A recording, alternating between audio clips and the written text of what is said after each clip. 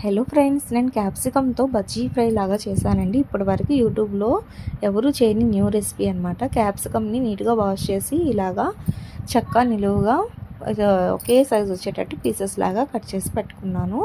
ఇది అయిన తర్వాత ఇప్పుడు ఒక ప్యాన్ పెట్టేసుకుని కొద్దిగా ఆయిల్ వేసుకుని దాంట్లో పోపు దినుసులు, జీలకర్ర అండ్ పచ్చిమిర్చి, కరివేపాకు వేసుకుని ఆనియన్స్ వేసుకుని లైట్గా ఫ్రై చేసి కొద్దిగా పసుపు వేసుకుందాం.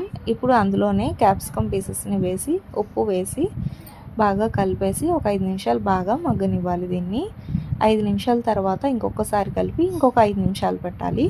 ఇప్పుడు అది అయ్యేలోపు పక్కన శనగపిండి, ఉప్పు, కారం, కొద్ది సరిపడా నీళ్లు వేసి ఇలాగ బ్యాటర్ కన్సిస్టెన్సీ ఈ విధంగా కలుపుకొని పైనుంచి వేసుకుని 5 నిమిషాలు కదపకుండా పెట్టాలి.